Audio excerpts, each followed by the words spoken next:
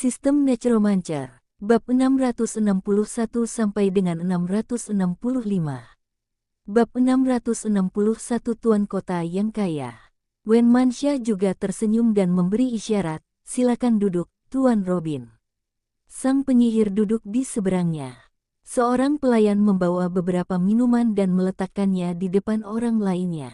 Sang penyihir membalikkan tangannya dan mengeluarkan sepasang ukiran giok yang indah dari cincinnya, lalu meletakkannya di atas meja.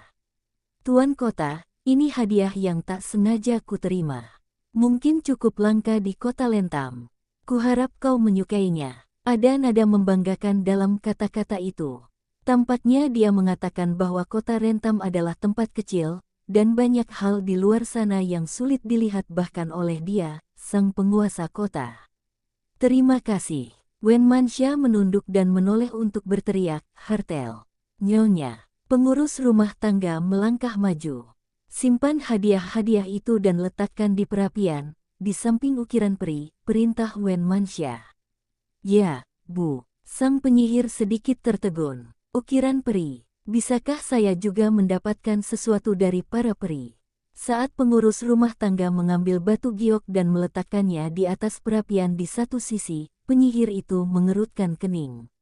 Saat pertama kali masuk, aku memusatkan seluruh perhatianku pada perut penguasa kota, menduga ada penggantinya. Tanda-tanda kehamilan yang dikabarkan sama sekali tidak terlihat. Sekarang melihat sekeliling, saya menemukan bahwa seluruh aula dipenuhi dengan barang-barang mewah dengan gaya yang berbeda-beda, yang masing-masing sangat berharga. Ornamen ukiran, permadani berwarna cerah, lukisan yang indah. Dia juga berasal dari keluarga bangsawan dan memiliki pengetahuan tentang hal-hal ini. Dilihat dari unsur-unsur yang ditampilkan pada benda-benda itu memang ukiran para elf. Tidak hanya itu, ada kurcaci, cebol, dan manusia juga. Ada sedikit keterkejutan dan keraguan di mata sang penyihir. Apakah ini kota Lentam? Bukankah ini istana seorang pangeran? Wen Manxia tampak sangat puas dengan ekspresi orang lain dan melambaikan tangannya dengan santai. Tuan Robin suka. Kalau suka, silakan pilih yang mana saja. Tidak, aku hanya penasaran. Sang penyihir segera tersadar dan berkata dengan santai. Kali ini kami datang ke sini untuk membujuk pihak lain agar menyerahkan kota itu. Jika Anda bertindak seolah-olah Anda belum pernah melihat dunia, bukankah itu akan membuat Anda merasa rendah diri terhadap orang lain? Wen Manxia tidak banyak bicara. Jika dia datang sehari lebih awal, dia tidak akan mendapatkan ini, tetapi dia datang di waktu yang tepat.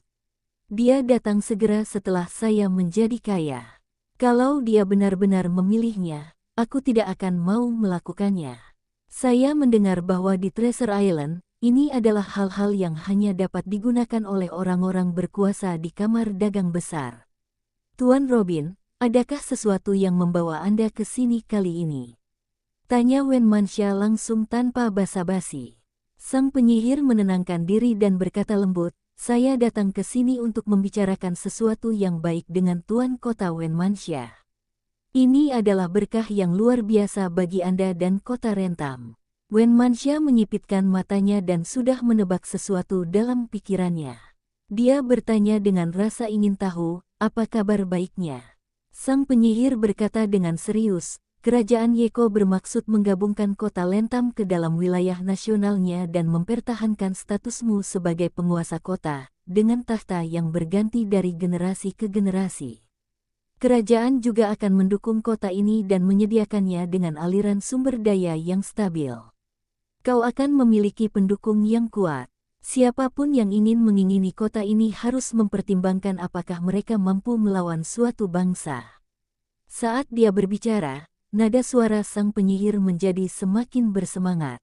Tampaknya hal itu membawa manfaat besar bagi kota Lentam. Wen Manxia mengambil teh dan menyeruputnya. Isinya sama seperti dugaanku. Seseorang pernah datang untuk menguji masalah ini sebelumnya. Melihat ekspresi pihak lain tidak berubah, kegembiraan sang penyihir sedikit mereda dan bertanya, bagaimana perasaanmu, Tuan Kota? Wen Manxia bertanya, Anda mewakili siapa? Yang mulia putra mahkota. Wen Manxia ragu sejenak, lalu berbisik, apakah pangeran tertua sudah naik tahta? Perjuangan kerajaan Yeko selalu menjadi topik pembicaraan dunia luar. Banyak orang berspekulasi siapa yang akan menjadi raja baru pada akhirnya, atau apakah kedua pangeran ini akan menderita kerugian dan jabatan mereka akan diambil alih oleh orang lain. Sang penyihir mengangkat alisnya, tergagap 2 kali, dan berkata, pangeran tertua sudah menguasai sebagian besar pasukan. Hanya masalah waktu sebelum dia naik tahta. Saya juga mendukung pangeran tertua, Wen Manxia mengangguk. Mata sang penyihir berbinar, kau setuju? Bukan itu maksudku. Wen Manxia segera menggelengkan kepala, menata kata-katanya, dan berkata, terima kasih atas pertimbanganmu, pangeran. Kota Rentam dihuni oleh campuran manusia dan orc. Jika benar-benar terbagi menjadi kerajaan Yeko, kota ini pasti akan kacau balau. Jika para orc memberontak, seluruh kota akan berada dalam bahaya. Sang penyihir mengerutkan kening, tetapi melanjutkan, bagaimana para orc akan diatur nanti adalah masalah di atas. Kau hanya perlu setuju untuk bergabung. Kerajaan Yeko kemudian akan memberimu sumber daya dan dukungan.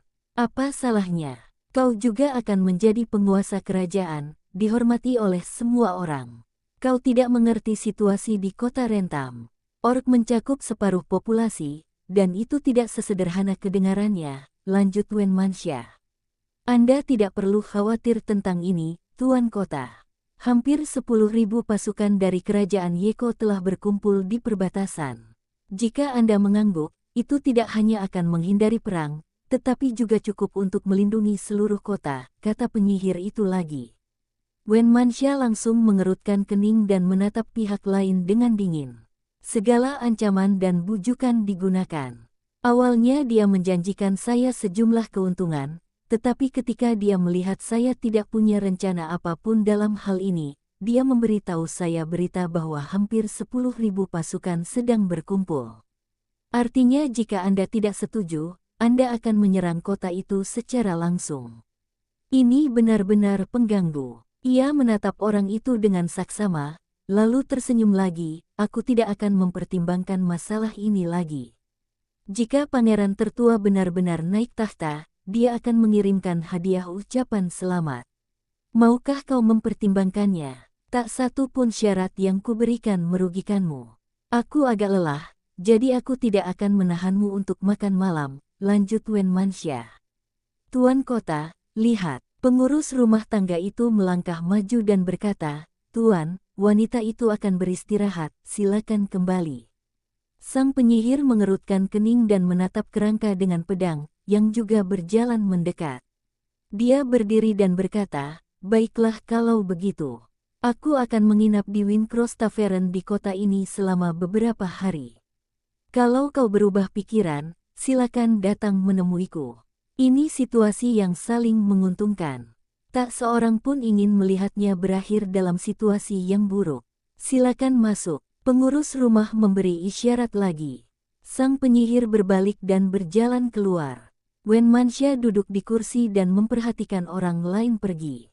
Pihak lain jelas tidak memahami kota Rentam, dan kondisi serta janji yang mereka tawarkan lebih seperti kesan mereka sebelumnya tentang kota itu. Artinya, Wu Heng dan Wen Manxia belum menempati tempat ini, dan Elno masih menjadi penguasa kota. Bagi Elnor, saat itu, dia akan sangat setuju dengan masalah ini, dan akan senang karena mendapat dukungan dari kerajaan Yeko. Tapi sekarang berbeda. Tuan kota adalah Wen Manxia, dan di belakangnya adalah Wu Heng. Ia ditakdirkan untuk tidak bergabung dengan negara manapun. Di kereta yang kembali, sang penyihir menutup matanya dan mulai mengingat apa yang baru saja terjadi. Rumor tentang penguasa kota wanita ini di dunia luar sangat tidak akurat. Dilihat dari penampilannya saat ini, tidak mungkin mengetahui apakah dia sedang hamil, tetapi mungkin saja dia sudah melahirkan. Hal kedua, penguasa kota wanita ini sangat kaya. Barang-barang yang ditaruh di dalam rumah tersebut bukanlah sesuatu yang dapat dimiliki oleh orang-orang kaya biasa, dan beberapa di antaranya bahkan tidak dapat dibeli dengan uang. Ini melambangkan persahabatan suatu ras. Itu tidak mudah. Lagi pula, orang ini sangat berani, sesuatu yang tidak dapat dilakukan oleh seorang pemimpin geng kecil. Setelah kata Pangeran Agung dan Kerajaan Yeko disebutkan, pihak lain tidak menunjukkan perbedaan apapun, seolah-olah itu hanya dua nama. Setelah Anda kembali, Anda harus menyampaikan pesan itu kembali. Dunia zombie. Sekelompok penyintas bergegas datang dari gang samping sambil memegang bendera nasional. Para penyintas memeriksanya dengan tongkat listrik dan parang. Ki Hancai berjalan mendekat, dan penerjemah Korea Shin He mengikutinya dari belakang. "Siapa pemimpinnya?" tanya Ki Hancai. Shin mengikuti terjemahannya.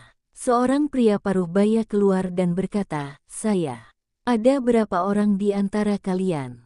"Kami semua ada 11 orang, dan kami semua warga sekitar," jawab pihak lainnya. Setelah Shin He menerjemahkan, Ki Hancai mengangguk dan melanjutkan, "Katakan pada mereka bahwa kami dari tim penyelamat pelabuhan Sanfu. Mereka boleh kembali ke pangkalan bersama kami, tetapi mereka harus mematuhi instruksi kami mulai sekarang. Jika mereka tidak mau, mereka boleh pergi. Kami akan memberi mereka persediaan makanan selama 3 hari." Shin menerjemahkan lagi. Orang-orang di seberang berlutut. Shin He berkata, "Saudari Ki, mereka semua bersedia bergabung, tolong jangan abaikan mereka." "Baiklah, daftarkan mereka dan ikuti konvoi." Shin melanjutkan. Semua orang mengangguk. Lokasi tim kerangka. Sejumlah besar mayat diubah menjadi kerangka, dan inti mayat juga dikumpulkan ke dalam cincin luar angkasa. Semua ini telah diproses. Wu Heng berjalan ke toko perlengkapan ibu dan bayi di samping dan melihat barang dagangan di toko tersebut. Barang-barang di dalamnya terawat baik, dan sebagian besar masih baru dalam kantong tertutup rapat. Dia dengan santai meletakkan kereta dorong dan boks bayi ke dalam cincin antariksa. Tunggu sampai semuanya diproses. Kembali ke pangkalan bersama tentara. Kota Rentam, rumah penguasa pulau. Wen Manxia ada di lantai bawah, menugaskan tugas kepada bawahannya. Wu Heng berada di kamar tidur di lantai atas, menggendong dan mengayun anak itu, sambil memanggil namanya dengan lembut. "Berbeda dari pertama kali saya melihatnya kemarin. Bayi itu tidak lagi malu dan berhenti menangis. Ia hanya menatap Wu Heng dan tersenyum. Xiao Xiaofei ada di udara, cepat, pinjamkan padaku untuk bermain sebentar." Wu Heng berkata dengan marah, "Bagaimana kamu bisa bicara seperti itu? Apa maksudmu dengan bermain sebentar? Letakkan dia di tempat tidur dulu, aku akan menidurkannya," lanjut Xiao Xiao. Wu Heng menaruh anak itu di boks bayi. Xiao Xiao menggunakan kemampuannya untuk mengayun dengan lembut. Bab 662 Aliansi Rentam. "Siapa namamu?" Glenda dan Benny juga terbang mendekat. "Wu Qin. Agak aneh, tapi cocok dengan gaya penamaan tempatmu." Glenda membacanya 2 kali lalu berkata, "Lain kali ada topik bagus, aku akan mengadaptasi putrimu."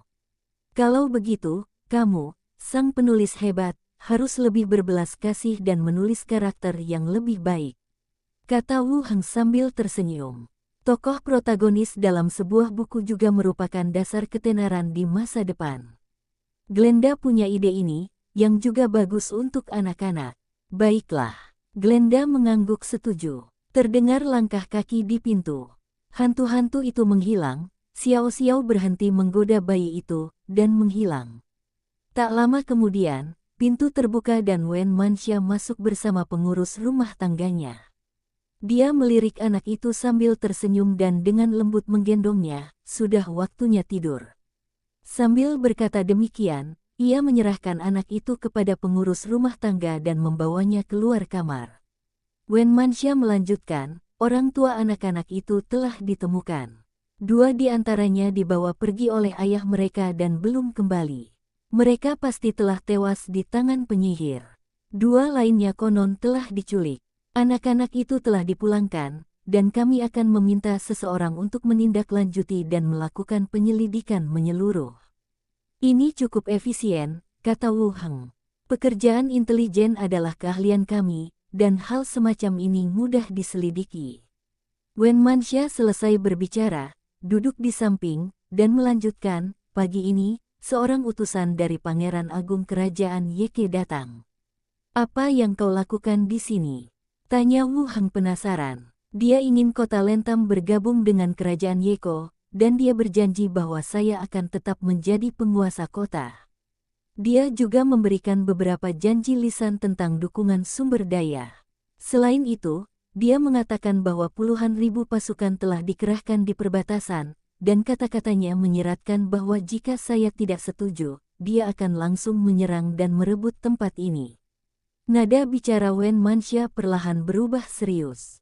Alis Wu Heng berkerut. Kerajaan Yeke benar-benar telah mengincar tempat ini.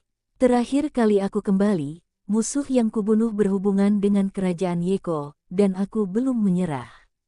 Dia bahkan tidak bisa menangani urusan di negaranya sendiri, tetapi selalu ingin menyeret pihak ini ke dalam masalah. Setelah berpikir sejenak, dia bertanya, apakah kamu tahu di mana orang itu? Dia tinggal di Wingrace Tavern, namanya Robien, pria berusia sekitar 50 tahun, tinggi dan kurus, mengenakan seragam penyihir, kenang Wen Manxia, memberikan gambaran umum tentang penampilannya, lalu menambahkan, jangan bunuh dia dulu. Ada banyak utusan seperti dia, dan akan sulit untuk membunuh mereka semua, yang juga akan memengaruhi reputasi kota Rentam. Wu Heng melirik ke samping, dan hantu tak terlihat itu langsung terbang keluar. Kemudian, Wen Manxia berbicara tentang situasi di kota. Hal semacam ini terjadi dari waktu ke waktu, dan merupakan hasil godaan internal dalam kerajaan Yeko dan ajakan sekte dan kekuatan tertentu. Jika Anda memiliki sebuah kota, hal semacam ini sulit dihindari. Wen Manxia juga sudah terbiasa dengan hal itu. Terlebih lagi, dengan kekuatan yang ada di kota itu, tidak ada seorang pun yang mampu benar-benar mengancam kota Rentam. Setelah mengobrol sebentar, Wen Manxia turun lagi untuk mengurus urusannya. Hanya Wu Heng yang tersisa di lantai atas. Ia duduk di ruang kerja, dengan santai membolak-balik laporan keuangan kota. Setelah beberapa saat, hantu itu kembali dari luar. Saya melihat tidak ada seorang pun di ruangan itu. Glenda berkata, kami menemukan orang itu. Dia sedang minum dengan seseorang di kedai. Dari yang kami dengar, dia memang orangnya Pangeran Agung. Dia juga mengirim surat tentang percakapannya dengan Wen Manxia. Benny menambahkan, setelah mereka selesai makan, saya mengikuti pria satunya.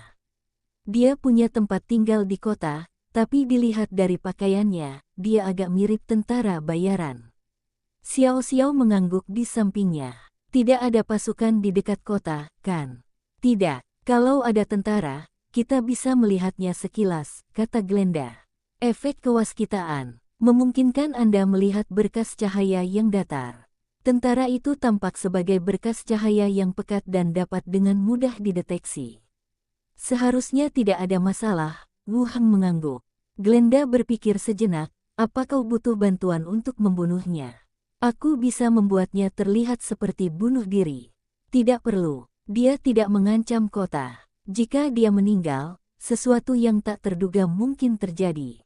Kalau begitu, biarkan Wen Manxia mengatur seseorang untuk mengawasinya, kata Wu Heng.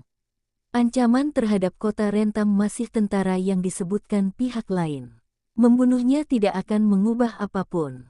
Kau yang punya keputusan akhir. Glenda mengangguk. Duduk di ruang belajar sebentar. Ada panggilan makan malam di lantai bawah, jadi Wu Heng turun untuk makan. Hari kelima Wu Heng di kota Lentam. Dalam beberapa hari terakhir, waktu yang dihabiskan di dunia zombie telah berkurang drastis. Saya biasanya menemani Wen Manxia dan putrinya, juga mengatur hantu dan mengawasi situasi di kota. Selain saat terakhir kali utusan itu menyebutkan bahwa pasukan sedang berkumpul di perbatasan, tidak ada berita apapun tentang pasukan itu yang diterima sejak saat itu. Wu Heng juga menaiki kereta hantu ke perbatasan.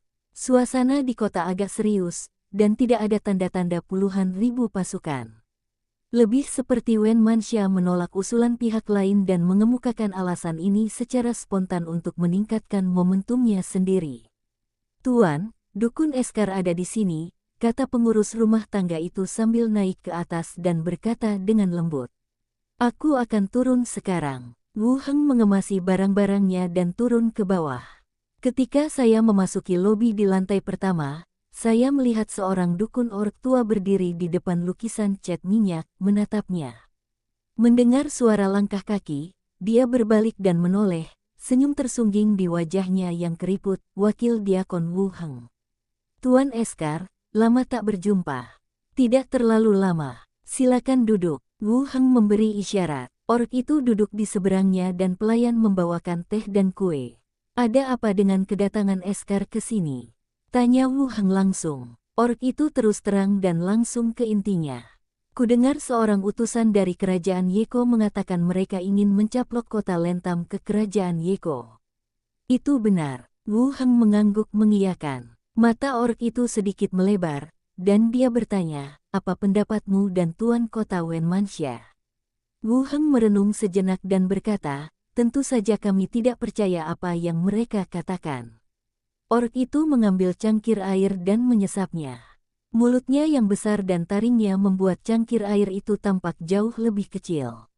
Ia meletakkan cangkirnya kembali dan berkata, "Beberapa hari terakhir ini, beberapa suku telah bertemu dengan saya dan menyatakan pengakuan mereka terhadap kota Rentam dan rasa hormat mereka kepada Tuan Wen Manxia.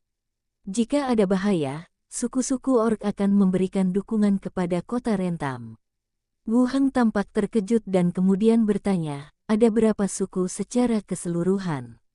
Berita tentang kerajaan Yeke dirilis oleh Wu Heng.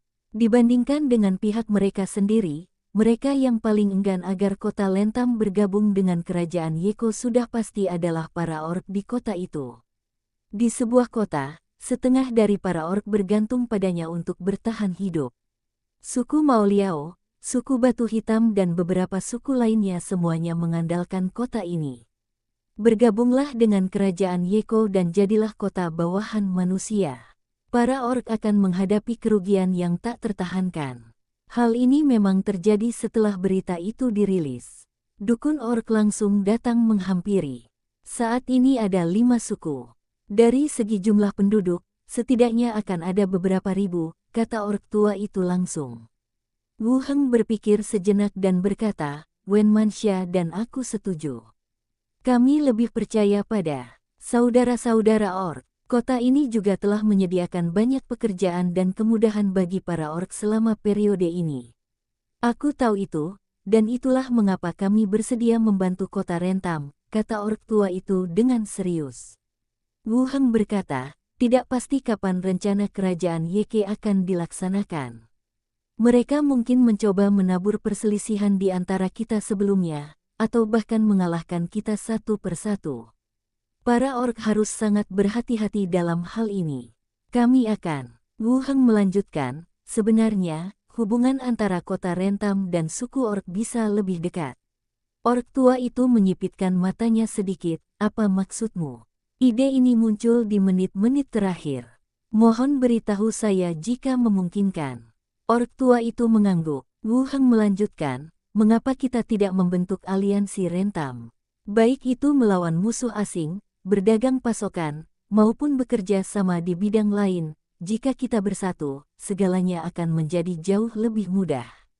Bab 663 Penguasa Pulau, apakah kau ingin naga terbang? Mata orc tua itu berbinar. "Bisakah Anda membantu kementerian membangun rumah?" Mereka sangat terbelakang. "Tentu saja." Wu Heng mengangguk sambil tersenyum. Orc tua itu juga tertarik. "Ceritakan lebih banyak tentang itu. Kurasa ini ide yang bagus. Tidak seperti negara manusia, suku orc di luar kota Rentam ada dalam bentuk federasi. Tiap-tiap suku hidup secara mandiri, tetapi termasuk dalam ras yang sama. Kecuali saat menghadapi musuh bersama, suku-suku tersebut saling bertarung sepanjang waktu.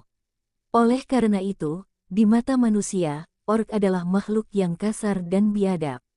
Namun kaum orc memiliki persediaan yang melimpah dan basis populasi yang besar, itulah yang diminati Wu Heng. Dia ingin menggunakan tekanan yang dibawa oleh kerajaan Yeko kali ini untuk menghubungkan para orc dengan kota Rentam. Wu Heng menyampaikan pikirannya kepada pihak lain. Orc tua itu juga sering mengangguk. Setelah selesai berbicara, orc tua itu melanjutkan, "Aku akan kembali dan membahas hal ini dengan suku-suku dan memberimu jawaban sesegera mungkin." Baiklah, Wu Heng mengangguk. Orc tua itu meminum teh di cangkir, lalu berdiri dan pergi. Wu Heng mengantarnya keluar dari istana tuan kota dan melambaikan tangan selamat tinggal. Malam tiba, Wu Heng mengulangi percakapannya dengan dukun orc kepada Wen Manxia. "Apakah kamu khawatir kita tidak bisa bertahan melawan serangan kerajaan Yeko?" tanya Wen Manxia penasaran. "Tidak, pasukan yang kuatur sudah cukup untuk melawan kerajaan Yeko, tapi saat menghadapi mereka secara langsung, kita juga harus mempertimbangkan para orc. Kalau ada yang kurang pintar dan ingin meniru partai Warhammer untuk merebut kota, itu akan jadi masalah besar," jawab Wu Heng sambil tersenyum. "Itu masuk akal." Wen Manxia setuju. Wu Heng melanjutkan, "Poin kedua adalah memanfaatkan kesempatan ini untuk memberi kota Rentam lebih banyak suara di antara para orc, memanfaatkan sumber daya dan populasinya, serta membantu pembangunan kita," kata Wu Heng. Wen Manxia merenung sejenak lalu mengangguk, "Saya mengerti." Selesai berbicara tentang para orc, Wu Heng menatap Wen Manxia dan berkata lembut, "Aku akan membawamu ke Pulau Harta Karun. Serahkan tempat ini pada Hartel dulu, dan aku akan mengantarmu kembali nanti." Wen Manxia tersenyum dan menggelengkan kepalanya, "Aku suka di sini. Ayo kita ke sana lagi kalau bayinya sudah besar. Sering-seringlah datang ke sini." Melihat pihak lain serius, Wu Heng tidak banyak bicara. Dia mengeluarkan 3 benda langka dari cincin luar angkasa dan berkata, "Ini untuk kau gunakan." Sambil mengambilnya satu persatu, ia memperkenalkan mereka, "Ini kerudung yang bisa berubah bentuk.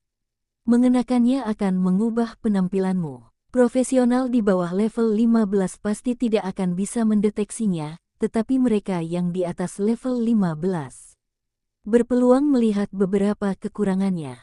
Efek sampingnya adalah kamu secara tidak sadar akan menunjukkan beberapa gestur menggoda terhadap pria, jadi berhati-hatilah." Benda kedua disebut lampu minyak mimpi buruk. Jika Anda melihat seseorang yang tidak Anda sukai, Anda bisa mengumpulkan ketombe dari rambut dan kulitnya, yang akan menyebabkan mereka mengalami mimpi buruk. Efek sampingnya adalah Anda harus menggunakan setetes darah pertama dari makhluk hidup setiap kali Anda bisa menemukan hewan apapun. Yang ketiga untuk putri kami. Namanya Dancing Veil. Dengan memakainya, dia bisa memamerkan kemampuan menarinya. Kekurangannya, dia harus menari selama 2 jam tanpa henti. Kalau dia suka, dia bisa memakainya dan berlatih. Kalau tidak, dia bisa menyimpannya.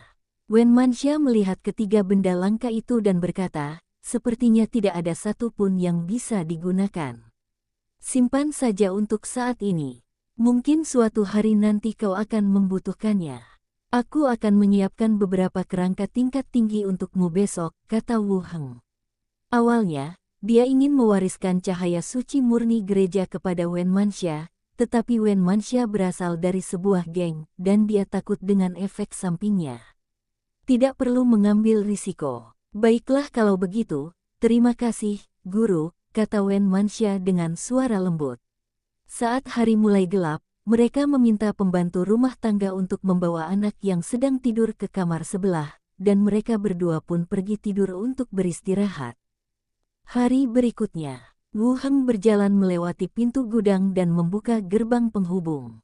Saat perintah diberikan, sejumlah besar kerangka keluar.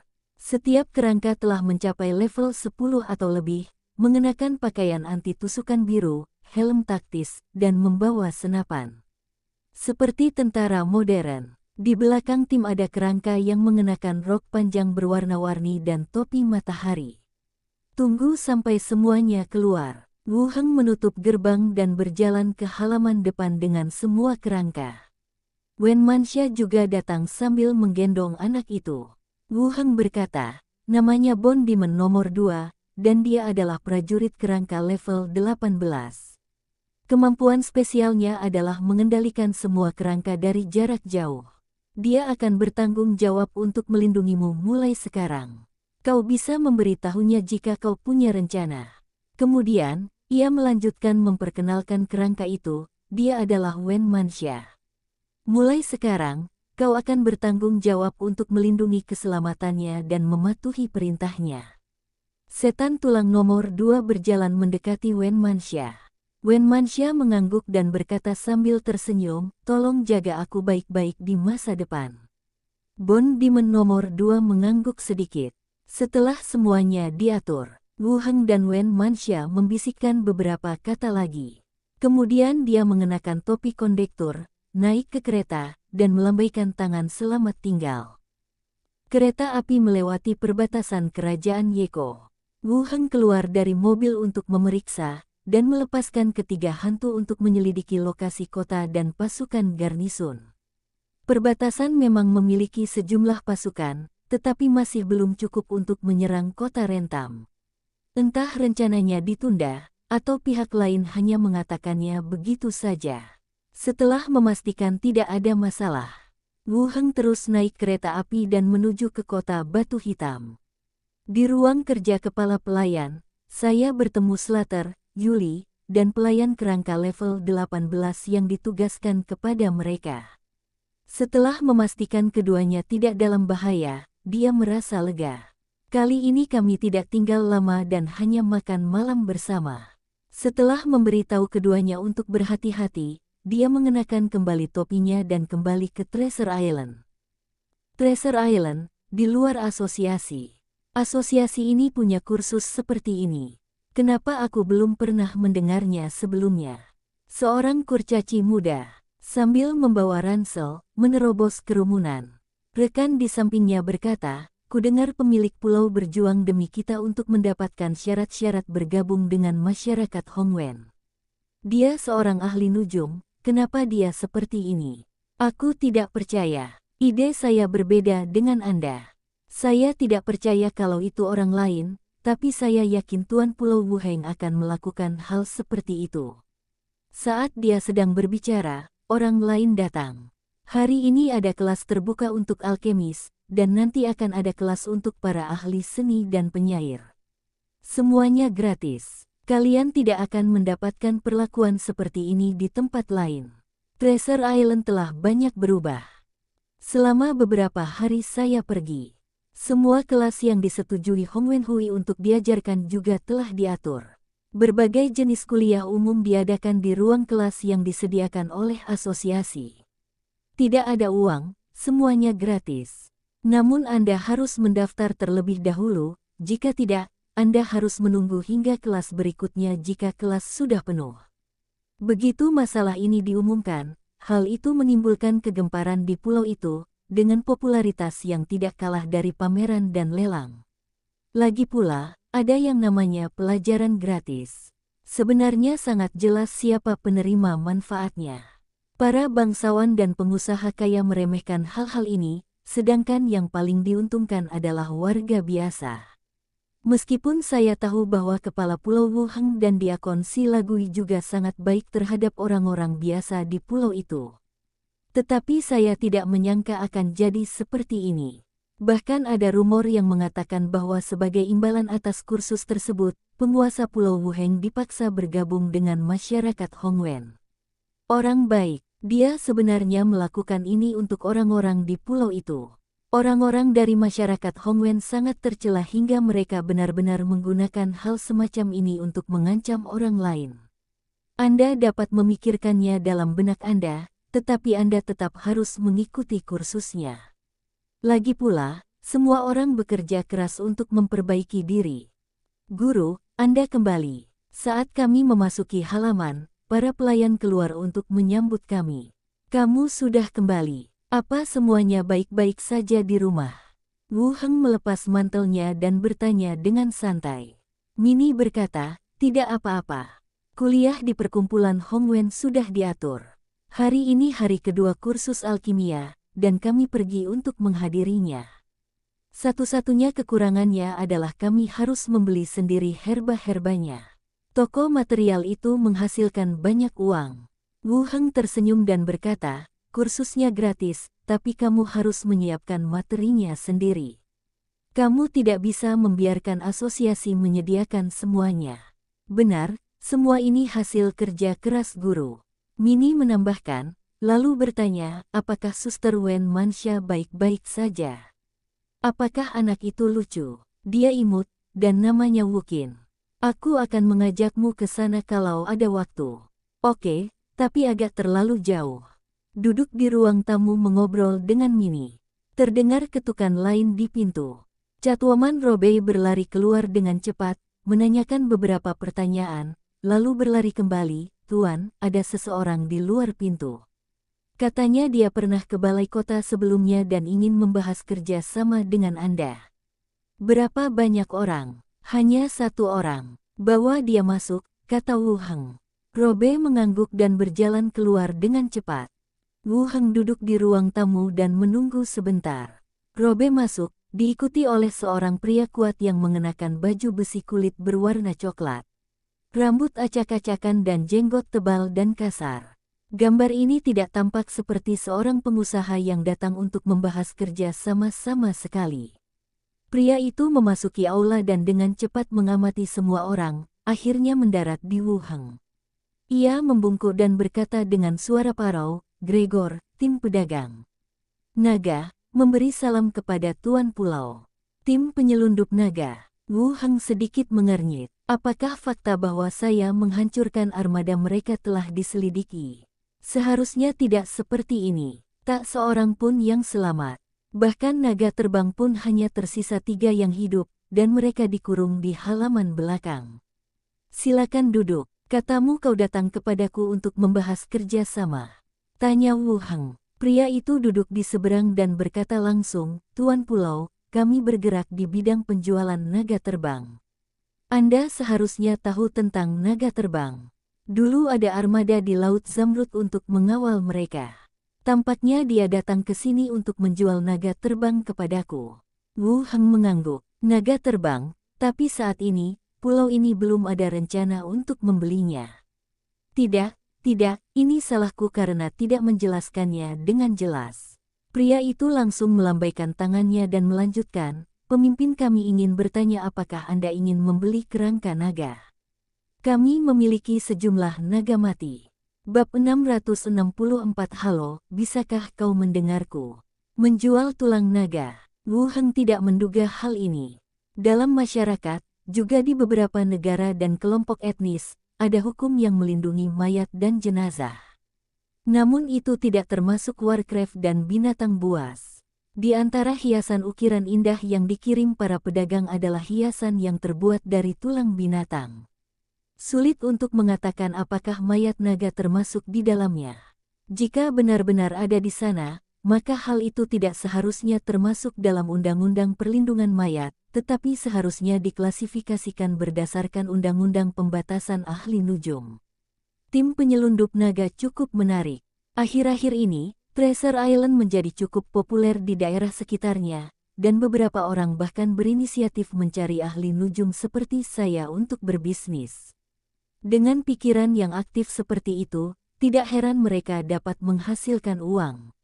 Wu Heng juga tertarik dan bertanya, berapa banyak mayat naga terbang yang kamu miliki? Banyak. Kalau jumlah yang kamu butuhkan banyak, kita juga bisa menggali semua mayat yang dikubur di masa lalu, kata pria itu bersemangat. Para bajak laut di Laut Zamrud menghilang, dan bisnis para pedagang naga juga terkena dampaknya. Jika kita dapat terhubung dengan Treasure Island, itu pasti akan menjadi rute bisnis yang bagus. Naga terbang dapat dijual secara normal, dan bangkainya juga dapat dijual lebih lanjut, yang dapat dianggap sebagai pendapatan tambahan.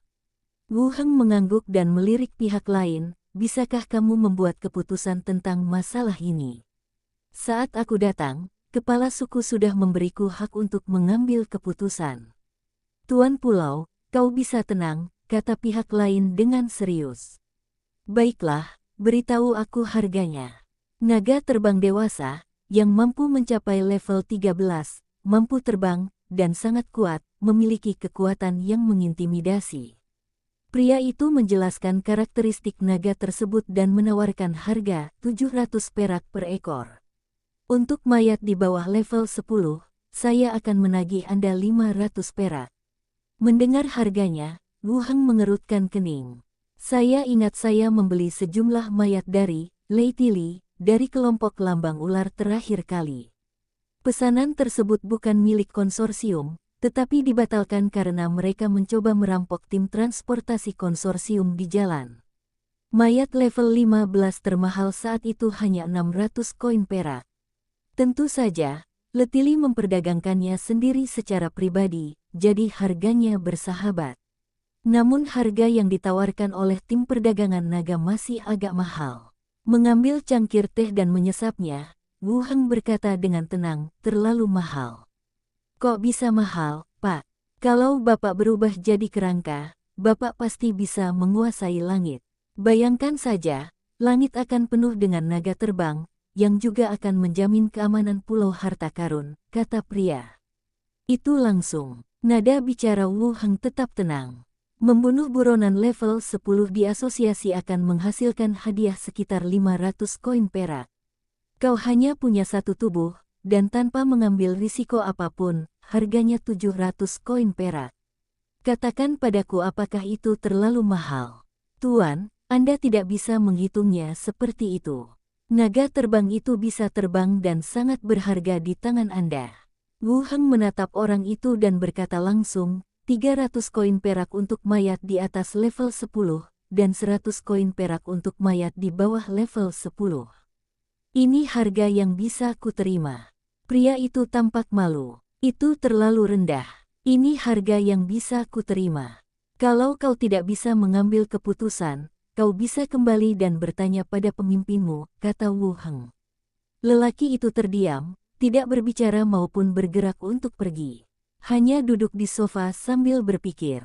Setelah beberapa lama, dia tiba-tiba mengangkat kepalanya dan berkata, kita punya satu syarat lagi.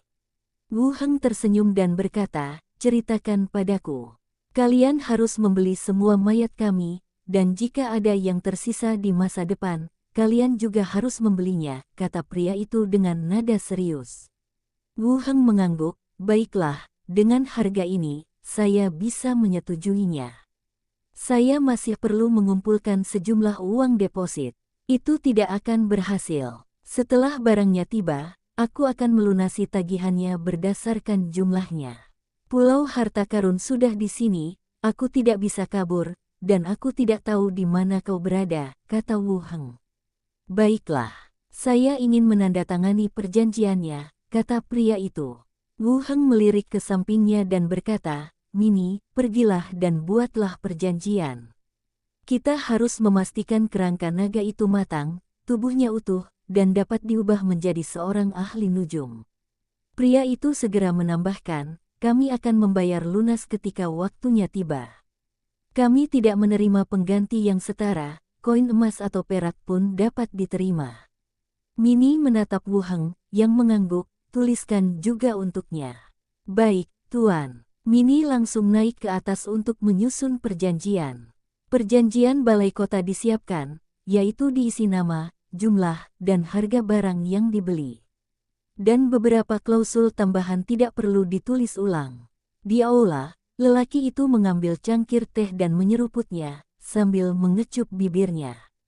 Lalu dia mencondongkan tubuh ke depan dan berkata, Tuan Pulau, sekitar 2 bulan yang lalu, apakah ada kabar tentang armada kita di Laut Zamrud? Salah satu armada kita menghilang di Laut Zamrud. Oh, karavan, tanya Wu Heng penasaran. Karavan. Wu Heng mengerutkan kening dan berpikir sejenak, aku belum pernah mendengar tentang karavan seperti itu. Jika mereka belum kembali, mereka mungkin akan menghadapi bahaya. Pria itu berkata, tidak ada berita yang dikirim kembali. Wu Heng melirik orang itu dan berkata, bagaimana kalau begini? Ceritakan padaku karakteristik kapal-kapal karavan itu, dan aku akan membantumu menyelidiki dan melihat apakah aku bisa menemukan sesuatu. Terima kasih, Tuan Pulau Tuan. Wu Heng melanjutkan, Anet, harap perhatikan karakteristik armada. Anet, si kelinci bertelinga panjang, mengeluarkan selembar kertas dan mulai mencatat. Pria itu juga menjelaskan jenis kapal yang hilang, gaya benderanya, dan karakteristik lainnya. Anet juga merekam semuanya. Tak lama kemudian, Minnie pun turun membawa surat perjanjian itu dari lantai atas, meminta pihak lain untuk mengonfirmasinya, dan setelah memastikan tidak ada yang perlu diubah, ia pun langsung menandatangani namanya. Wu Heng terus bertanya, kapan bisa dikirim ke sini? Setelah saya kembali, saya akan segera mengatur armada untuk mengirimkannya kepada Anda. Prosesnya akan memakan waktu sekitar 2 minggu. Baiklah, kalau begitu mari kita bersiap sesegera mungkin, kata Wu Heng. Pria itu meneguk tehnya sekaligus, lalu berdiri dan berkata, kalau begitu, saya tidak akan mengganggu Anda lagi, Tuan. Saya akan kembali dan mengurus masalah ini sekarang. Bagus. Wu Heng mengantarnya ke pintu. Di luar gerbang halaman, ada beberapa orang yang menunggu satu sama lain. Setelah melihatnya keluar, dia berjalan keluar sambil memastikan situasi dengan suara rendah. Setelah mengantar orang lain pergi, Wu Heng duduk di ruang tamu dan melanjutkan minum teh. Masih di luar dugaannya bahwa tim penyelundup naga datang untuk menjual kerangka naga terbang. Namun, itu juga merupakan hal yang baik bagi diriku sendiri. Terutama dunia zombie. Pangkalan resmi berbagai negara kemungkinan memiliki pesawat. Dan seiring sisiku berkembang, aku harus menemuinya nanti. Memiliki superioritas udara adalah hal yang sangat penting dalam permainan kekuatan modern. Dibandingkan dengan pesawat terbang, Skeleton Dragon juga memiliki kelebihannya sendiri. Ia lebih fleksibel dan dapat melakukan gerakan apapun di udara. Wu Heng merasa ia tidak lebih buruk dari pesawat terbang. Sejumlah besar pembelian dan konversi masih sangat berguna. Beberapa mayat monster tidak tunduk pada batasan dan dapat dibeli secara langsung. Selain naga terbang, sepertinya tidak ada lagi yang kubutuhkan. Wu Heng merenung. Tuan, apakah Anda mau kue? Tanya Minnie. Jangan makan lagi. Aku mau ke atas. Kamu pergi ke ruang radio dan beritahu Wen Manxia bahwa aku sudah kembali dengan selamat, kata Wu Heng sambil berdiri dan berjalan. Ya, Guru. Minnie setuju sambil tersenyum dan membawa kedua orang lainnya ke ruang radio untuk mengobrol dengan Wen Manxia. Kembali ke ruang belajar, Wu Heng membuka gerbang dan menuju ke dunia zombie. Ia keluar dari gerbang batas dan meminta kerangka itu membersihkan ruangan untuknya. Pada saat yang sama, ia mengeluarkan interkom dan memanggil Qi Hancai untuk pergi ke ruang pertemuan. Setelah duduk di ruang konferensi dan menunggu sebentar, Qi Hancai masuk dengan seekor burung hantu di kepalanya. Tunggu sampai orang lain duduk. Wu Heng bertanya, apakah semuanya baik-baik saja di pangkalan? Tidak, semuanya normal, jawab Qi Hancai. Bagaimana dengan kedua teknisi itu? Apakah ada kemajuan? Tanya Wu Heng langsung. Di pabrik militer, beberapa kemajuan telah cukup signifikan, tetapi orang-orang yang mengikuti kelas di sini selalu merasa bahwa tidak ada kemajuan. Qi Hancai berkata, di Departemen Teknologi Komunikasi, sekelompok kerangka telah dilatih dan dapat dikerahkan untuk mengatur jalur komunikasi. Wu Heng mengangkat alisnya dan melanjutkan, menurut teknisi wanita itu, berapa banyak orang yang biasanya dibutuhkan untuk mengendalikan peralatan dan menghubungkan saluran. Di satu area, biasanya cukup 5 orang. Kalau begitu tinggalkan 5 kerangka dan kirimkan sisanya ke Gao Rong dan Li Yahong terlebih dahulu. Qi Hancai mengangguk, baiklah, aku akan mengatur perahu untuk mengirimkannya ke Skeleton nanti. Apakah kerangka baru telah ditambahkan? Sudah diisi ulang, dan kelas sudah dimulai.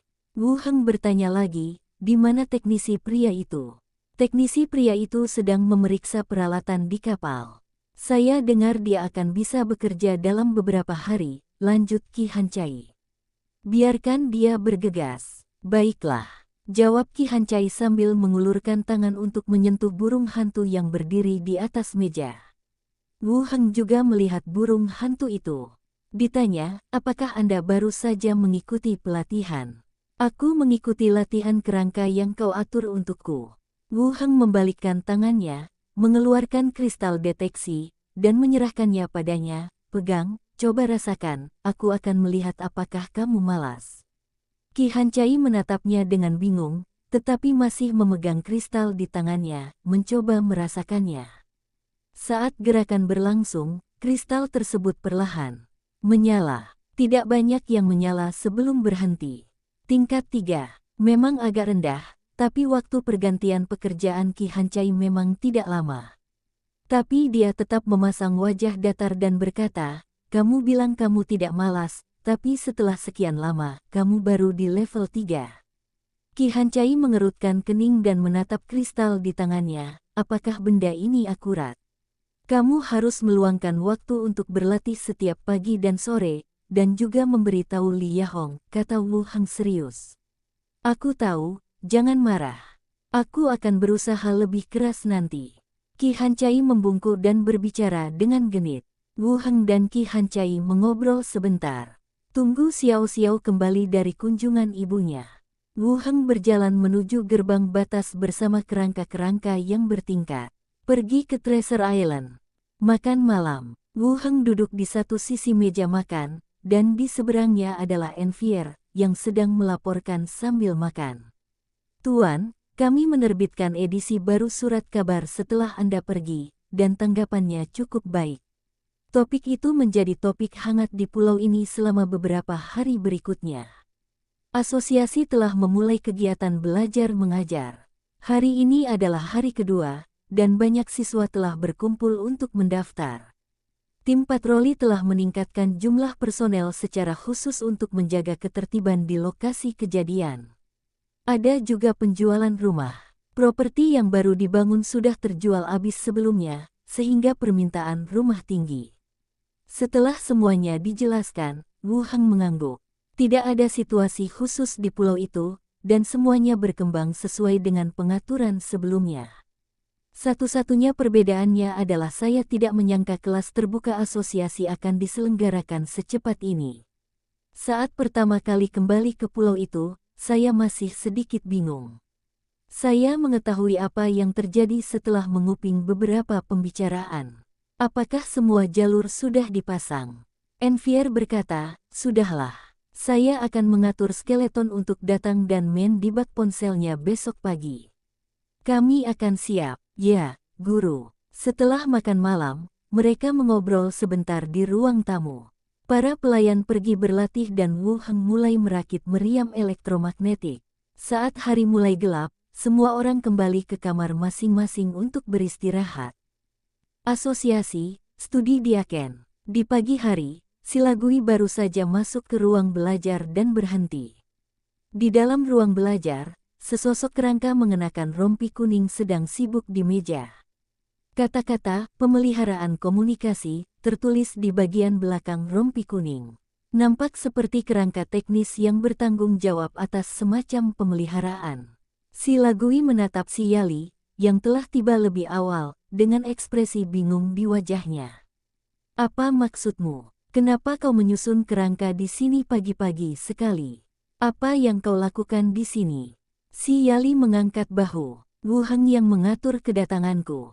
Katanya dia sedang memasang sesuatu. Dia sibuk di sini sejak tadi pagi. Aku belum pernah melihat apa yang dia bawa sebelumnya. Kurasa itu sesuatu yang baru. Silagui melirik kerangka itu lagi, berjalan ke meja, dan berkata, sana-sana, kerjakan tugasmu. Setelah berkata demikian, dia duduk di kursi dan mengeluarkan setumpuk dokumen dari cincin luar angkasa. Kerangka itu disingkirkan dan berjongkok di tanah untuk meneruskan pekerjaan. Si Yali memindahkan kursi ke arah kerangka itu. Jika Wu Heng melihatmu menindasnya, dia akan menyalahkanmu. Siapapun yang menggertak kerangkanya, aku juga bekerja, kata Silagui dengan santai. Tak lama kemudian, telepon itu pun dirakit. Dia langsung menaruhnya di meja Silagui dan berbalik. Silagui mengerutkan kening dan melihatnya. Lalu apa? Untuk apa? Kau mau pergi sekarang? Aku tidak dapat mengatakannya dengan mulutku. Ding-ling-ling gelombang. Benda di atas meja tiba-tiba berdering.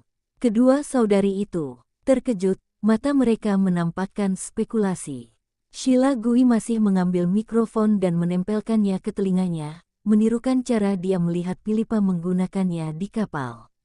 Suara yang familiar langsung terdengar dari telepon. "Halo, kau bisa mendengarku?" "Wu Heng," seru Sheila Gui. Si Yali pun segera menghampiri, dan kedua gadis itu mendekatkan wajah mereka, mendengarkan suara yang datang dari telepon. "Ini ponsel yang kupasang untuk kalian berdua. Kalian bisa langsung menghubungiku jika ada masalah di kemudian hari." "Sangat praktis," kata Wu Heng. Sheila melihat bagian bawah telepon dan bertanya, "Bisakah saya menghubungi Anda jika saya mengangkatnya?" "Anda perlu menekan sebuah nomor. Bukankah ada deretan angka di sana? Telepon ini juga terhubung ke balai kota dan tim patroli. Catat nomornya dan hubungi kemanapun Anda mau nanti." Seperti yang dijelaskan Wu Heng, si Yali menuliskan nomor beberapa tempat. Setelah menutup telepon, keduanya mencoba menghubungi balai kota dan tim patroli. Benar saja, itu dapat disambungkan, dan itu sangatlah praktis. Ini sedikit ajaib. Telepon itu ditaruh di samping, dan keduanya duduk di tempat duduk masing-masing. Keduanya terdiam. "Butuh waktu lama," si Yali berkata. "Katakan padaku, mungkinkah Wu Heng benar-benar monster tua yang dibangkitkan dengan bantuan tubuh baru?"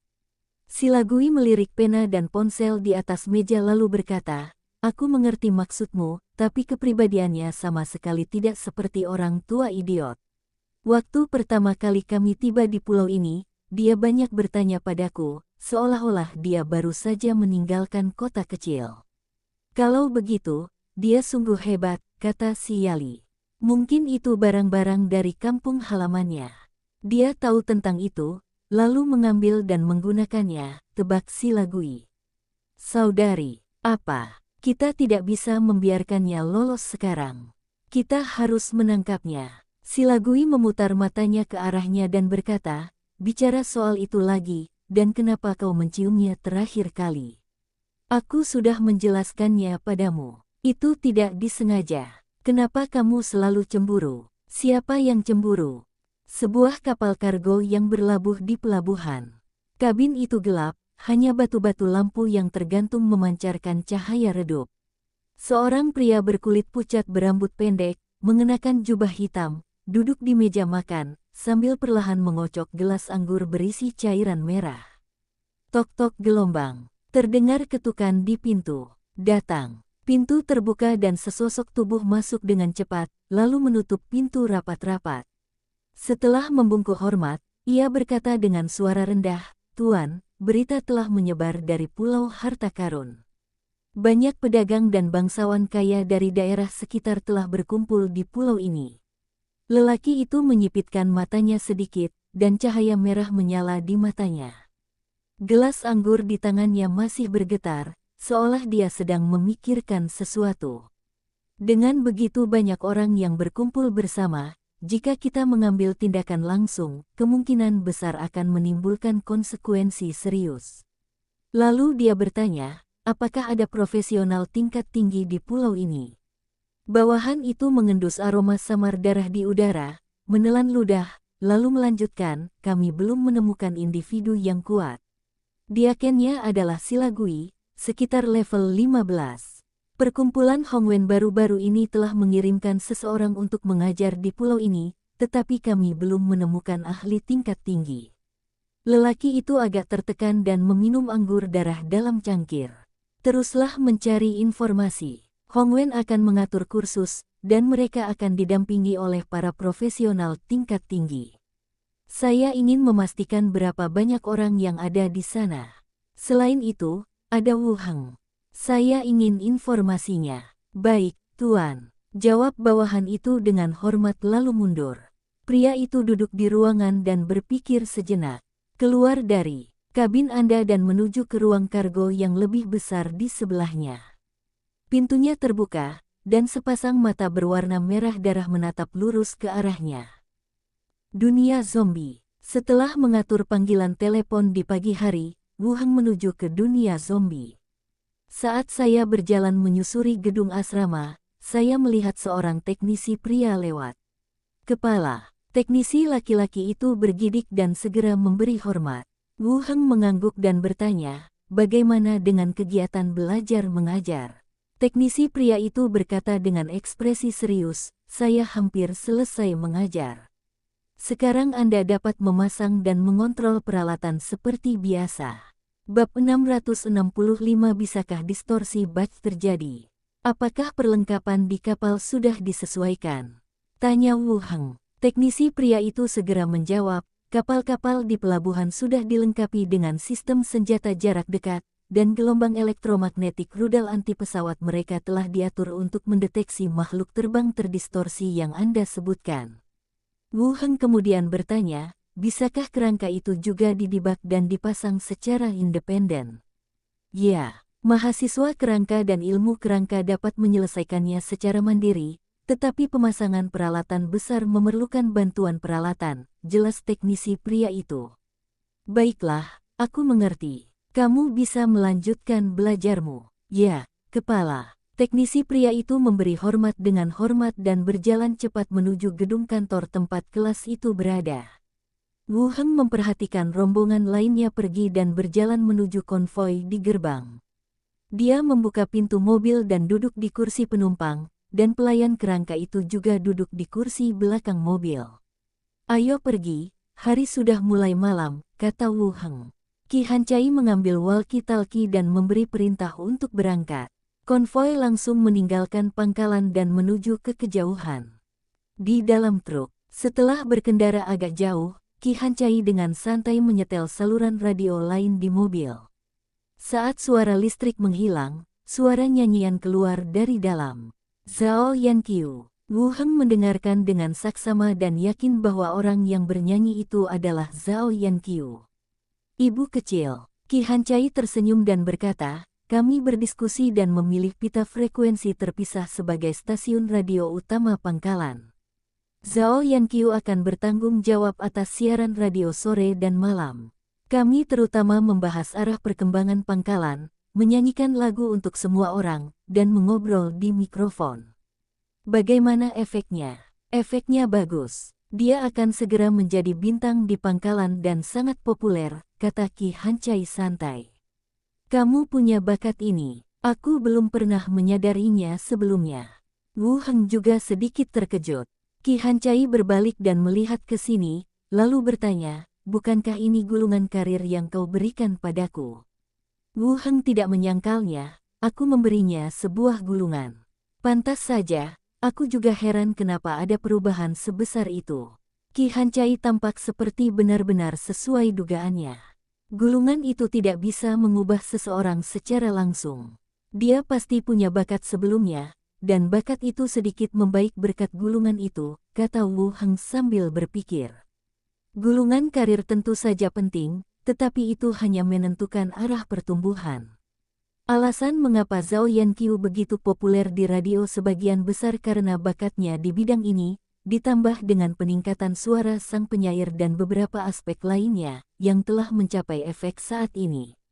Qi Hancai bergumam, jika aku tahu lebih awal, aku akan memilih karir ini. Wu Heng mengulurkan tangan dan mencubit wajahnya. Jalur karir yang berbeda punya kelebihannya masing-masing. Bagaimana mungkin aku memberimu sesuatu yang buruk? Qi Hancai mengangguk, benar, hanya saja latihannya agak melelahkan. Semakin tinggi levelnya, semakin baik untuk bentuk tubuh dan bentuk tubuh. Anda, apakah itu juga memengaruhi bentuk tubuhku? Qi Hancai tanpa sadar menegakkan dadanya. Ya, berusahalah semampumu. Saya tiba-tiba merasa termotivasi, kata Qi Hancai sambil tersenyum. Sambil mengemudi, keduanya mengobrol santai. Wu Heng agak terkejut dengan perubahan Zhao Yanqiu. Xiao Xiao cukup memahami ibunya, jadi karir yang dipilihnya lebih cocok. Peningkatan selanjutnya juga tidak akan terlalu lambat. Tak lama kemudian, konvoi itu berbelok dari jalan utama dan menuju ke jalan terpencil. Konvoi itu berhenti dan zombie yang berkeliaran dapat terlihat dari kejauhan. Wu Heng turun dari mobil dan memimpin para kerangka untuk bertarung melawan zombie. Anjing cacat itu berlari cepat, menarik perhatian, lalu berbalik dan lari. Sekawanan zombie mulai menyerbu ke arah sini. Ledakan gelombang. Terdengar suara lari yang keras dan berat. Kawanan zombie yang berlarian itu tiba-tiba menjadi kacau, dan segerombolan babi hitam cacat menyerbu keluar dari gang di satu sisi, menjatuhkan sejumlah besar zombie. Setiap babi hitam sama besar dan kuatnya dengan banteng. Semua tembok dan pagar kayu di sepanjang jalan hancur berkeping-keping. Kekuatan dan momentum ini mungkin dapat langsung menghancurkan formasi tombak kerangka itu. Paman, ada sekelompok babi hutan yang datang ke arah kita, Xiao Xiao menunjuk ke kejauhan dan mengingatkan. Aku melihatnya. Babi hutan ini level berapa? Tanya Wu Heng. Kami memiliki level 7 dan 8. Jika Anda kurang dari level 10, masalahnya tidak terlalu besar. Wu Heng berkata kepada tengkorak berkepala besar, biarkan naga kerangka itu mengebom. Wus gelombang. Begitu kata-kata itu terucap, terdengar suara ledakan di udara, dan seekor naga terbang berbentuk kerangka terbang melintas di atas kepala. Terbang di atas sekelompok zombie, peluru besi padat jatuh di sepanjang jalan seperti badai hujan. Ledakan gelombang. Terdengar ledakan keras, dan sejumlah besar babi hitam di kelompok depan langsung tumbang. Gelombang pengeboman yang kedua datang lagi, dan babi-babi hitam beserta mayat-mayat pun ikut terendam dalam pengeboman itu. Darah dan potongan tubuh yang patah berceceran di langit. Setelah 2 putaran, babi hitam dan mayat yang tersisa langsung bertabrakan dengan formasi tombak. Perkelahian sengit pun terjadi. Gumpalan jiwa sisa melayang ke langit lagi, dan Granda terbang langsung ke atas dan mulai melahap jiwa sisa di langit. Butuh waktu beberapa hari untuk mengupgrade Granda saja. Namun hingga kini belum ada tanda-tanda akan ada peningkatan. Saya merasa level 20 memiliki persyaratan lebih tinggi daripada level sebelumnya. Kita masih memiliki jiwa-jiwa sisa yang disediakan oleh dunia zombie. Akan lebih sulit lagi bagi hantu biasa untuk mencapai level 20. Tidak heran kita hanya mendengar tentang profesional yang menjadi pahlawan. Hantu juga memiliki level, tetapi tidak ada catatan mereka mencapai level 20, dan bahkan tidak ada gelar bagi mereka yang telah mencapai level itu. Tak lama kemudian, semua zombie di bawah terbunuh atau terluka, dan jiwa-jiwa yang tersisa di langit juga terserap. Satu demi satu babi hitam cacat diseret ke ruang terbuka di depannya, menempati area yang luas. Dead Body Battlefield dilepaskan, kerangka babi hutan itu berdiri dan terhuyung ke samping. Ambil semua inti mayat, perintah Wu Heng.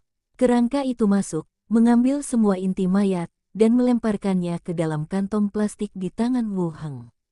Setelah semua inti mayat terkumpul, Wu Heng terus melepaskan medan perang mayat di sepanjang jalan. Sekelompok besar kerangka berdiri dan bergabung dengan barisan kerangka lainnya. Kemudian Qi Hancai membawa konvoi untuk melakukan pencarian. Setelah pencarian selesai, kami kembali ke mobil dan, dikelilingi oleh kerangka, mulai kembali ke pangkalan.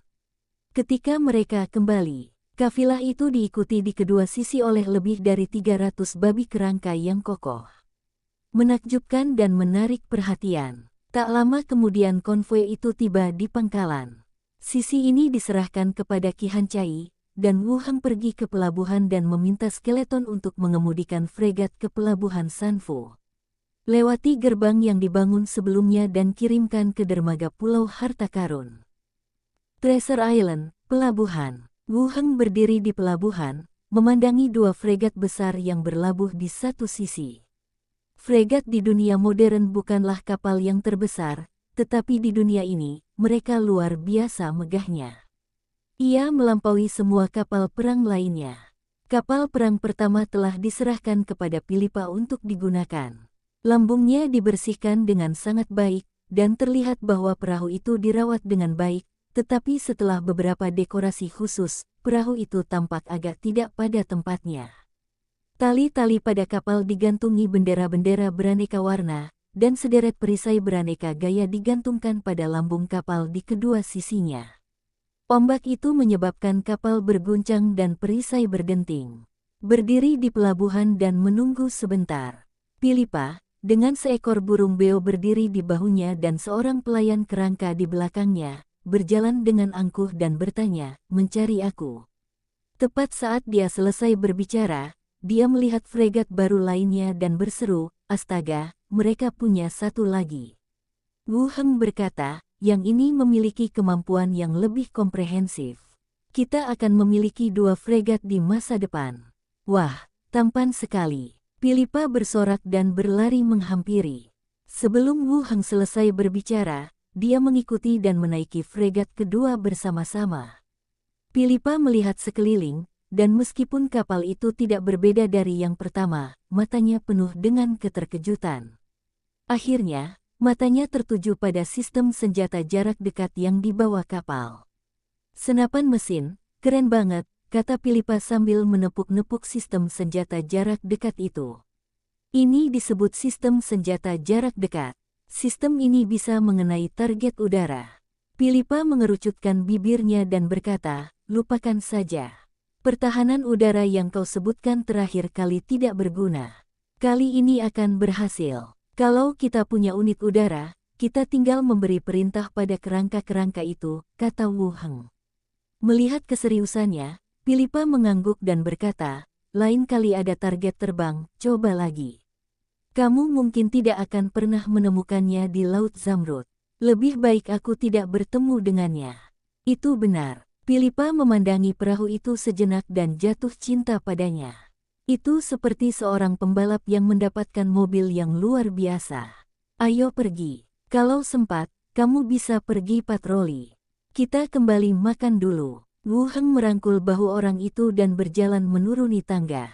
Pada saat yang sama, sejumlah besar kerangka diatur untuk menjaga tempat ini. "Meskipun Anda tidak perlu khawatir akan diusir, Anda tetap harus berhati-hati." Setelah meninggalkan pelabuhan, mereka memanggil kereta dan kembali ke rumah pemilik pulau bersama-sama. Setelah makan malam, Wu Heng kembali ke ruang belajar. Dia melirik ketiga hantu yang sibuk dengan urusan mereka sendiri dan duduk di samping. "Saya tidak dapat berhenti berpikir tentang sekelompok babi hitam yang saya temui hari ini. Babi hitam cacat ini jelas berasal dari peternakan babi di dekat sini." Ketika Ki Hancai dan yang lainnya sedang mencari dan memeriksa peternakan babi, mereka menemukan banyak bangkai babi biasa di peternakan itu, dan jumlahnya bahkan lebih banyak lagi. Namun, tingkat konversi binatang yang terdistorsi jauh lebih tinggi daripada manusia. Hampir terbuka menjadi 2. Ini juga memberi Wu Heng sebuah ide. Mungkinkah menggunakan hewan liar atau unggas untuk mengubah zombie cacat secara berkelompok? Jika kita bisa memproduksinya secara massal, inti mayat level 1 tidak akan menjadi masalah, dan kita tidak perlu khawatir kehabisan ramuan penguat. Mungkin saja, semakin kupikirkan, semakin pantas untuk dicoba. Akan kulihat binatang buas atau monster mana yang cocok. Bawa ke dunia zombie untuk percobaan. Saya berpikir sejenak, dan langit berangsur-angsur menjadi gelap. Wu Heng berdiri dan berkata, "Aku akan kembali tidur. Selamat malam, selamat malam, selamat tinggal, Paman." "Xiao Xiao, belajarlah menulis saat kamu punya waktu, daripada menonton kartun sepanjang waktu."